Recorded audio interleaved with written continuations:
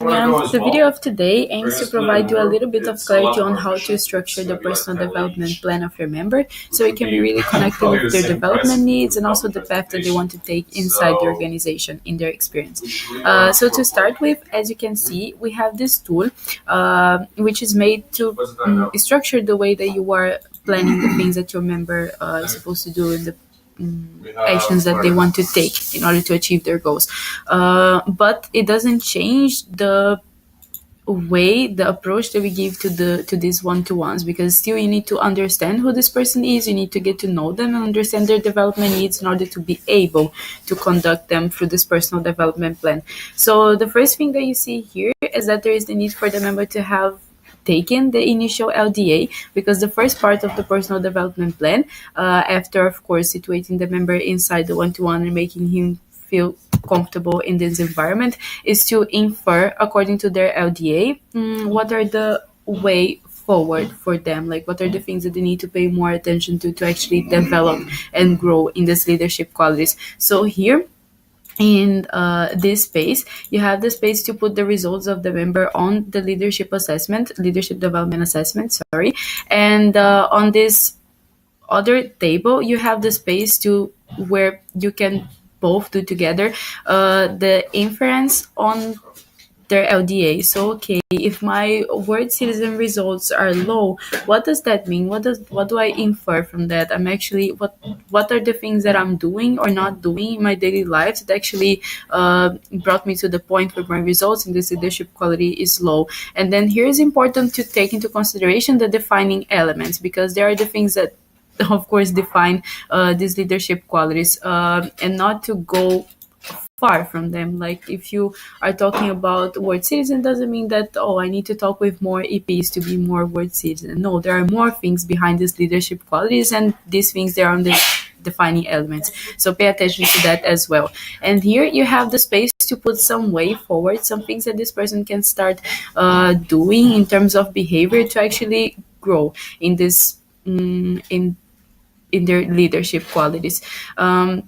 And then here on the part of induction, how you can take it is that this person, once they are inside Isaac, it doesn't matter if it's as a team member or team leader, they have some things that they need to learn. They know that they need to learn in order to have a better performance, or to actually see that they're doing their best inside their job, to be able to be their best version. And then this is the moment where you ask your member, what do you need to know? What do you see that you need to know in order to be your best version in here?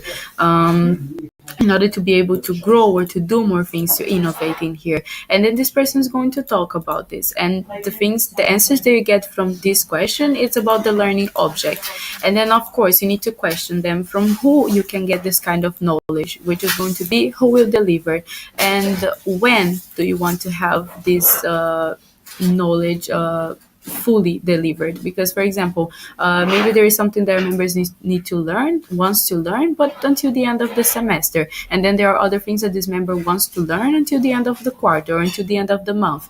And depending on the deadline and on when they want to have these things ready, this is going to dictate how you are going to follow up on this induction throughout the one-to-ones that you have monthly. And here you have the opportunity to categorize what kind of knowledge is this, if it's organizational knowledge, functional knowledge, and to, of course, update the status if it's done, in progress, or not yet started.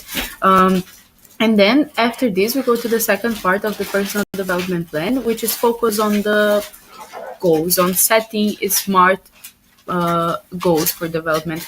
And then here you can follow this structure of SMART, which is specific, measurable, actionable, relevant, and timely. And these three other ones, which is result, expectation, and score, you should actually do. This is just an example, but it should be filled out only on the next one-to-one, which is a follow-up on how they are going, on how they are doing with their goals. So here's the part where you ask your member, ask your team leader, what exactly do you want to achieve in this role? What do you want to achieve? And here you can can be like, what do you want to achieve by the end of the quarter? Because most of the experience that we have, they are the semester. So what do you want to achieve until the end of this quarter? Or what do you want to achieve until the end of the semester? And the person is going to give you something, of course. But you need to question, how are you going to know that you actually achieve this? What is going to show you that you have achieved this specific goal that you have? So they can have a clear measurable. Try to do it the, more objective as possible. And the third thing is, what are the things that you are going to do? What are the action steps that you are going to take to achieve this goal that you have? And yeah, of course, the person is also going to give you some actions, and it's your job to make sure that they are tangible. And the fourth part, it's about what is the importance of this to your life. Why is this applicable to your life? Why do you want to achieve that? How does this influence your life? And this is the part where the member is able to connect. For example, this is the part where the member is able to connect the importance of what they are doing inside Isaac with the things that they want to achieve in their lives. And on the last part of the SMART goal, it's when you question, when does the person want to achieve this goal, so you can know how to track it in the best way. And then this is how you go with the first one-to-one, which is when you do the personal development plan. But after that, of course, monthly you are going to have other one-to-ones with your members, and on those, that's when you are going to track how they're going with this plan. And then when you have this follow-up one-to-ones, you are going to question, like, how did you strive for these goals? What competencies did you demonstrate when striving for these goals? What Isaac values did you uphold? What Isaac values did you demonstrate and lived when striving for this goal? To make sure that we are not only putting goals out there, we are not only supporting people to do their personal development plans, but we are also making them think of the things that they were putting in practice and embedding in their actions. And then here is where you evaluate together with the members what of the competences they were showing, and also the Isaac values. And for the competences itself, you can check the spreadsheet with the database of competences. And this is how you do the follow-up for this personal development plan. In case you guys have any questions on how to use this tool, you can approach me or your VPPM, and we are going to make sure that everyone knows how to make the best out of this structure. Okay, thank you so much, and don't forget that the building phase should happen maximum 2 weeks after the beginning of the term, and make the most out of it. Let's make sure that our members can are connecting their development needs and their goals, expectations with what they can do inside and outside Isaac. Okay, bye bye.